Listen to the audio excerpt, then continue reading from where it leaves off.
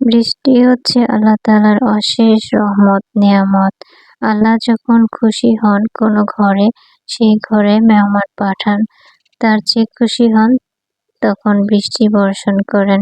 আর যখন তার চেয়ে বেশি খুশি হন তখন সেই ঘরে কন্যা সন্তান দান করেন। তাই যেকোনো বিপদ প্রাকৃতিক দুর্যোগে আমাদের ধৈর্য ধরতে হবে।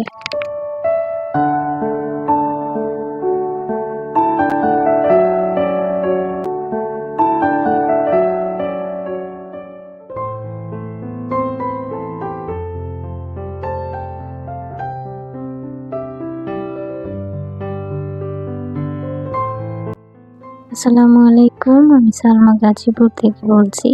সালমা কিচেন ব্লগে সবাইকে আরও একবার স্বাগত জানাই।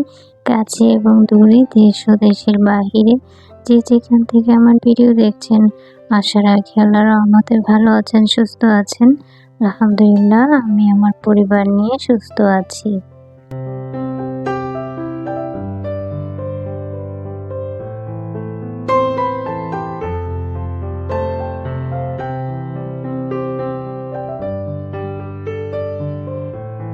আবারও চলে আসলাম আরও একটা নতুন ভিডিও নিয়ে আপনাদের সামনে। আশা রাখি আমার আজকের ভিডিও আপনাদের কাছে ভালো লাগবে। আর ভালো লাগলে শুরু থেকে শেষ পর্যন্ত থাকবেন। ভিডিওর শুরুতে একটি লাইক দিয়ে পুরো ভিডিওটা কন্টিনিউ করবেন। বেশ কিছুদিন গরম পড়ার পর আল্লাহ তাআলা রহমতের বৃষ্টি দিয়ে পুরো পৃথিবী ঠান্ডা করে দিয়েছেন। আলহামদুলিল্লাহ, আল্লাহর কাছে অশেষ শুকরিয়া জানাই। আর সেই সাথে আমার আজকের ভিডিও শুরু করলাম।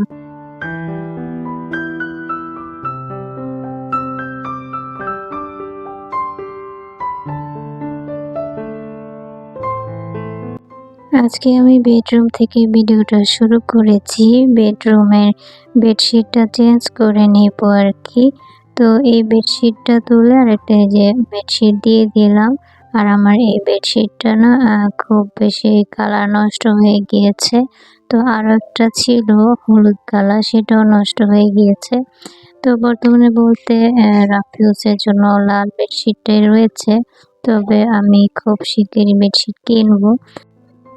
আমার হাজবেন্ডও প্রতিদিনই বলে যাবে নাকি আজকে চলো, কিন্তু আমি হচ্ছে অনেক বেশি অলস বাইরে যাওয়ার ক্ষেত্রে। তো দেখা যায় নিজের প্রয়োজনে অনেক সময় যেতে চাই না, ওনাকে দিয়ে কিনিয়ে নিয়ে আসি। তো যাব, বেডশিট কিনতে হবে। তো আপনাদের সঙ্গে আর কি একটু শেয়ার করলাম। তো এরপর হচ্ছে আমি কিচেনে চলে আসছি।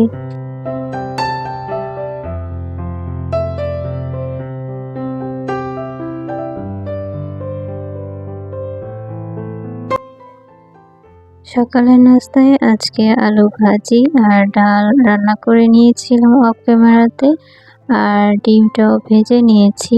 শুধু আমি এখানে আলু ভাজি করার ভিডিওটা একটু করেছিলাম। তো এখানে পেঁয়াজ কাঁচামরিচ দিয়ে একটু ভেজে নিয়েছি, এরপর লবণ দিয়ে দেব।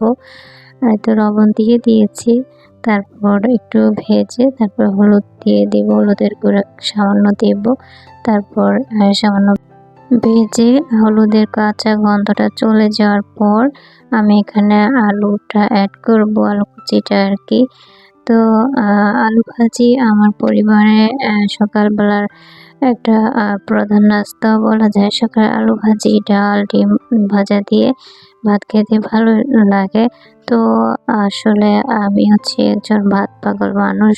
সকালে ভাত ছাড়া আমার চলে না, যত কিছু খাই না কেন। এতদিন আপনাদের সঙ্গে শেয়ার করিনি, তো আজকে করলাম। আসলে আগে দেখা যেত আমার হাজবেন্ড ভাত খেতে চাইতো না সকালে, কিন্তু হঠাৎ করে ওনার একটু প্রবলেম হওয়াতে শারীরিক, তো উনি সকালে ভাত খাওয়া শুরু করেন। আগে দেখা যায় নুডলস, মুড়ি, রুটি একেক দিন একেক আইটেম তৈরি করতে হতো। তো এখন আর সেটা করতে হয় না, সরাসরি ভাতটাই করতে হয়। সকালে অন্য কিছু উনি খেতে চান না। যদি ক্ষুধা লাগে তাহলে হালকা একটু বিস্কিট, কলা খেয়ে থাকেন। আর ভাতটা এখানে এজন্য আমার অনেক বেশি সুবিধা হয়েছে, কারণ আমি নিজেই তো একজন ভাত পাগল মানুষ। ভাত না খেলে আমার চলে না। তো পেট ভরে ভাত খাই আর কোমর বেঁধে কাজ করি সকাল থেকে একদম দুপুর 1টা 1:30টা পর্যন্ত আমার কাজ চলতেই থাকে।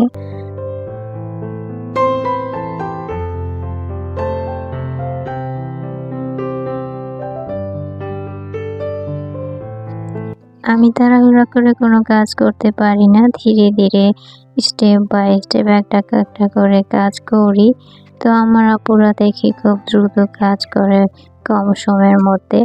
আসলে সেটা আমার হয়ে ওঠে না আরকি। ওদিকে কথা বলতে, বলতে কিন্তু আমার আলু ভাজিটা হয়ে গিয়েছিল। তো এরপর হচ্ছে আমি পানির গ্লাসগুলো ধুয়ে নিচ্ছি খাবারের আগে। পানির গ্লাস না ধুয়ে পানি খেতে একদম ভালো লাগে না সকালবেলা।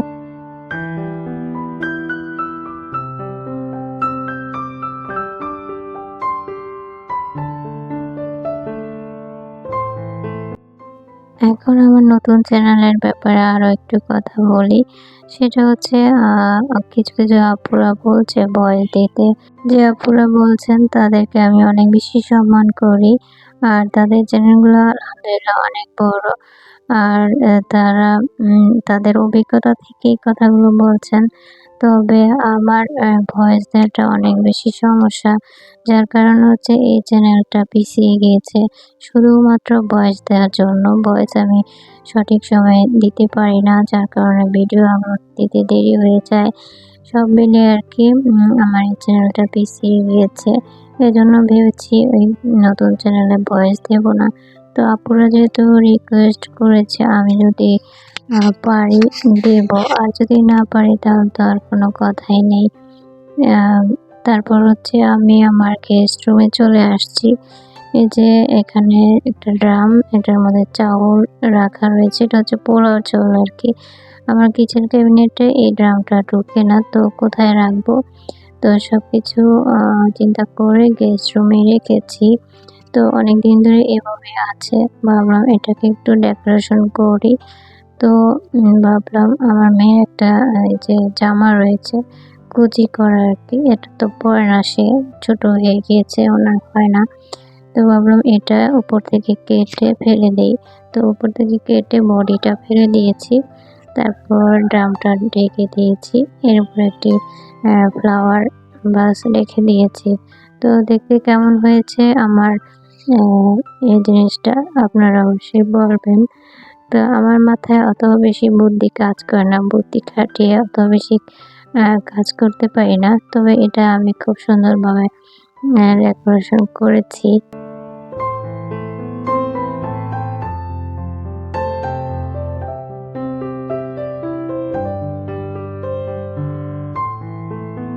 যারা আজকে আমার চ্যানেলে নতুন আছেন প্লিজ চ্যানেলটি সাবস্ক্রাইব করে আমার পাশে থাকবেন। আমি ২৪ ঘন্টা পর আমি আপনার কাছে পৌঁছে যাব। ২৪টা ঘন্টা আমার জন্য অপেক্ষা করবেন। আর সাবস্ক্রাইব করে কেউ সাবস্ক্রাইব তুলে নিবেন না। পাশে থাকবেন, ভিডিও দেখতে থাকেন, দেখতে, দেখতে ভালো লাগবে। আমার পরবর্তী ভিডিও দেখার আমন্ত্রণও রইল আপনাকে। তো পরবর্তী ভিডিও দেখতে অবশ্যই আসবেন। দেখতে, দেখতে দেখবেন আপনার ভালো লাগবে। তো এরপর হচ্ছে আমি কিচেনে চলে আসছি দুপুরে রান্নার জন্য। তো এখানে হচ্ছে আমি মাছ ভেজে নিচ্ছি। আমি বেশিরভাগ রান্না কুকারে করে থাকি ইলেকট্রিক চুলায়। তো দেখা যায় মাঝে, মাঝে আমি ইলেকট্রিক চুলায় রান্না করছি, আবার দেখা যায় গ্যাসের চুলায় চলে এসেছি। এর কারণ হচ্ছে ওই যে আমাদের দেশে বিদ্যুৎ এই আছে তো এই নেই। শরৎকালের আকাশ কখনো মেঘলা কখনো রোদ। তো ওইরকমই আরকি আমি দেখা যায় আমি কুকারে রান্না করছি। আবার দেখা যায় গ্যাসের চুলায় চলে গিয়েছি। তো এটাই হচ্ছে ব্যাপার। তো কারেন্ট চলে গেলে তো আর অপেক্ষা করা যায় না। যদি দেরি হয়ে যায় রান্নাটা তো সবার আগে গুরুত্ব দিতে হয়। জন্য কারেন্ট চলে গেলে আমি আরকি গ্যাসের চুলায় বসিয়ে দেই। তো যাই হোক আমি মাছ ভুনা করে নিচ্ছি আরকি।